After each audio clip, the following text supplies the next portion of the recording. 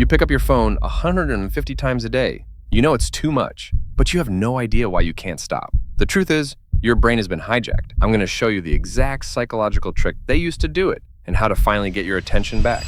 You are smart, driven, and full of ideas. You want to start that business, finish that book, learn that skill, but your life is defined by a silent, invisible tether, the phone. Every time a moment of friction or boredom hits, your hand reaches, the screen glows, and an hour vanishes. The problem isn't laziness. It's a gap between who you want to be and what you do every 5 minutes. It's emotionally draining, and it's stopping the one thing that matters, momentum. Then came the inevitable moment.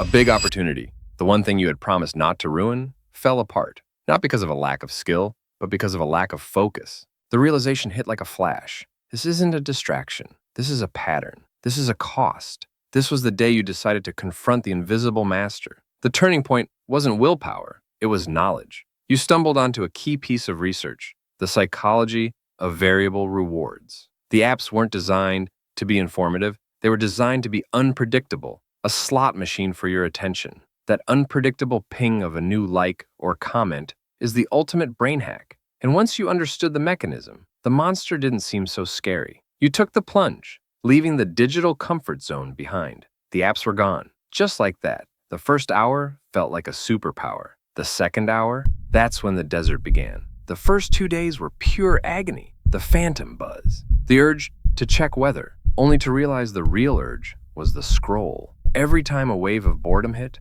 a spike of pure raw anxiety followed. Doubts started creeping in. Is this even working? The old habit was loud, and you felt the pull to just peek for 1 minute, but you needed a new game plan. It wasn't about avoiding the phone. It was about replacing the urge with purpose. Every time your hand reached, you substituted it with a 5-minute task. Writing a single paragraph, doing a few push-ups, or simply staring out the window. It felt clumsy, but the new neural pathways were starting to form. The final confrontation was coming. Then came the ultimate low. Lost in a new city, you had to use your phone for navigation. Opening the App Store to re-download the map, the algorithm had one final brutal surprise. A perfect, tailored video recommendation. A highlight reel of everything you were missing. It was a moment of pure, blinding temptation. The lowest point in the journey. Just one video. What could it hurt? But this time, you don't scroll. You see the variable reward mechanism for what it was, a trick. Your hand stays steady, the phone is used as a tool, then immediately locked.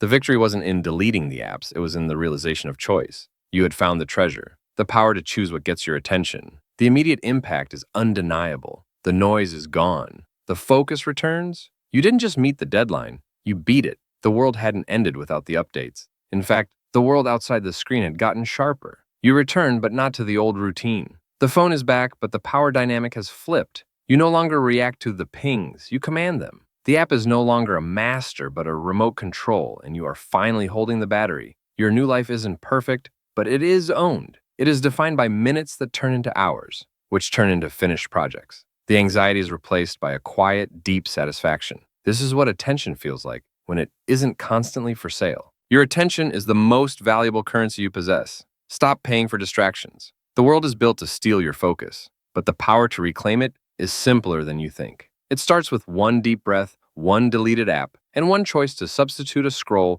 with an action. Reclaim your attention. Reclaim your life. If this video opened your eyes to your own hidden habit, hit that like button. Subscribe for more deep dives into the psychology of success, and share this with one friend who needs to see this today. I'll see you in the next video.